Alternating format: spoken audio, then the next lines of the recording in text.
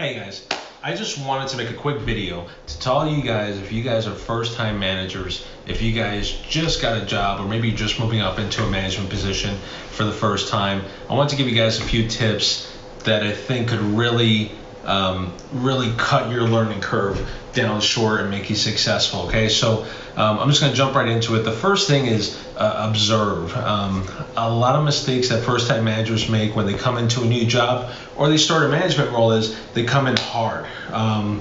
You don't know the layout of the company, or you don't know how it works from a management level, and you come right in, you just steamroll your way through, and you just think in your head, yeah, you know what, I'm just going to get the job done, and if people don't like it, I'm going to get them out. So the first thing I can only suggest to you is to observe the layout. Whenever I start a new job, I spend maybe the first week or two just getting the layout of the land. I mean, I'm just observing. I'm not telling people how to do stuff. Even if I know they're doing something wrong, I'm just monitoring, observing. I'm just trying to take it all in, because I'm trying to figure out, why are these things happening? Why are they doing things wrong? And try to figure out, does it come back to a management training problem? Were they trained improperly? Were they thrown into new positions? What's the reason that they're doing it wrong? Is it the individual? Maybe they just don't have maybe they just have a lack of accountability. So those things are really important in your first couple of weeks, is just to learn. Take in everything as much as you can, and spend that time to build relationships in people. With people in different departments and different areas that you serve. So obviously, if you're a new manager and let's say you just got hired on by a company, you did a job interview, you got past the interview, you got hired on, you're gonna have to find out what are the problems that they've been having. Some of that stuff may have been leaked to you during the interview, but when you get in there, you want to go around and you want to ask, like, hey, what issues have there been in the past? What things could I fix? What things could I make better? How could I help you as I enter this new role? And then you'll get a lot of answers that'll lead you to your success, because as a manager, yes, you are there to lead. Yes, you are there to watch everybody and make sure that they're contributing to the company, but you're there to fix problems. Fix problems, maintain systems, put systems in place. There's a lot of different things that you do as a manager that hold everything together and that push everything up in your business. Okay, so one of the things, like I said, I've been doing this for 15 years.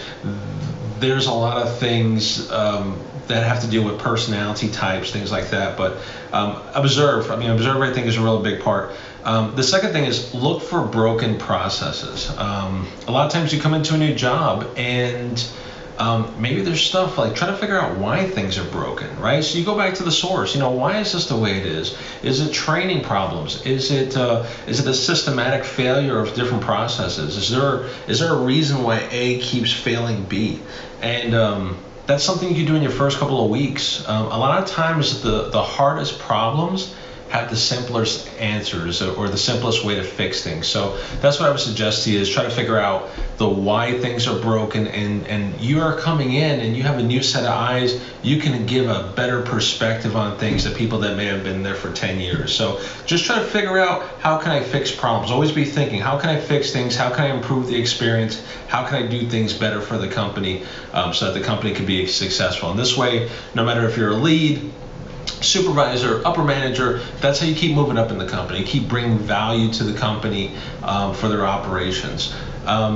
First couple of weeks, you want to have a meeting with staff, right? You want to meet with your staff, and you want to sit down either basic ground rules, or tell them a little bit about yourself, or tell them what your direction, what your expectations are.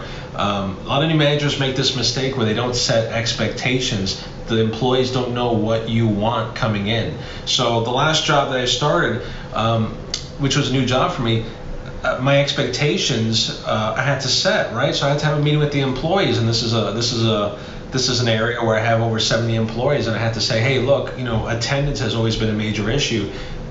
This is one thing that we can't shy away from. So we need to have really good attendance, and we're going to be tracking it, monitoring. We're going to be holding people accountable. So I need you guys to be here in the workplace, and I need you guys to call off and use proper call-off procedures if you're not going to be here. Okay, so that wrapped into attendance, tardiness, things like that. In the service-based industry, if you don't have people there, it impacts service. So no matter what, that was the biggest thing for me.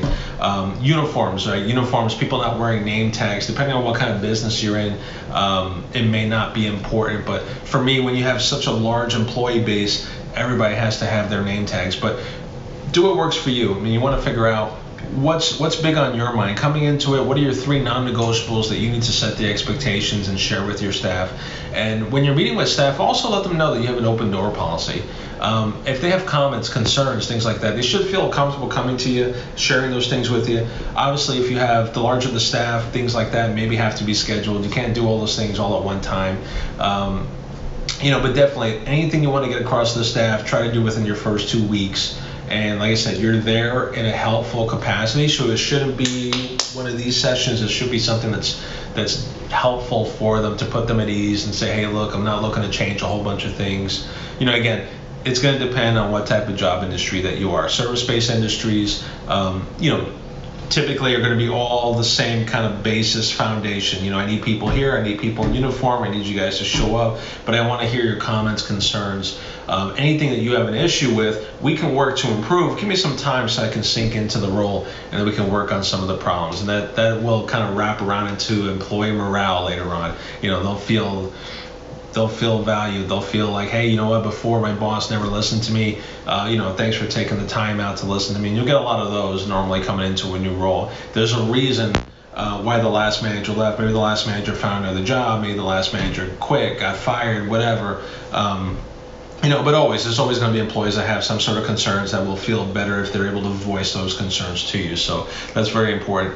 The other thing is, don't show favoritism, okay? So it's real easy to, if you have employees that are just superstar employees, they're doing a wonderful job, it's real easy to say, hey man, you're the best, or, always take time out to talk with them. And the thing is, when you have so many employees, you have to treat everybody the same. You can't have any favoritisms. And that means you can't talk to Sally and say, hey Sally, how's the husband, how are the kids, how's everything going, and not say it to Bill. That right there can be perceived as favoritism. So those are some of the things that new managers make mistakes on. They focus on their rocks. They focus on their people that come to work on time, that are their best performers, and they don't give attention to people that maybe need some uplifting, like maybe their B staff, that need a little bit of coaching, and people take notice of that. Hey, he's always talking to her. Hey, that's his favorite. So that's something you always want to focus on. Is you want to make sure that you're actively giving people the same amount of attention in the workplace, that you're not favoring one over another, that you're not letting the rules flex for one person. Hey, she's got issues, she can call out a few times, don't worry about it, we'll overlook it. But Steve over here, Steve doesn't have any excuse. We're going to write Steve up because Steve's been out for 2 days or whatever. So treat everybody fairly. That's another one. Really, you can go really into depth on this, so I'm going to make another video that's maybe like a 30-day, 60-day, 90-day plan. But those are a few tips that I feel I can help you off the bat. If you guys have any questions about management, supervisory, whether you're just trying to think about, hey, should I get into this line of work? Should I? How can I be a better manager? I'm already a manager. How can I be a better manager? Leave your questions, concerns, answers in the comment section below. I will look at all of them. I will try to respond back to them. And if you know somebody, or if you're somebody yourself that's thinking about getting into management, I highly suggest that you get into management.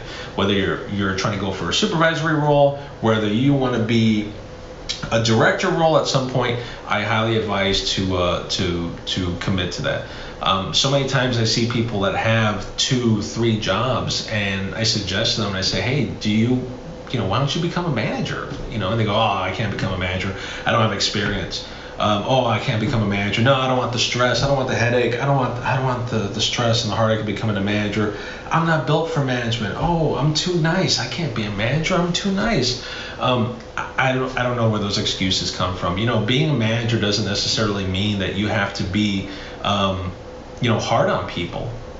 You're just holding people accountable. And there's a big difference between being hard on people and holding people accountable. You obviously can't come into a job and say, hey, if you don't do this, you're going to get written up.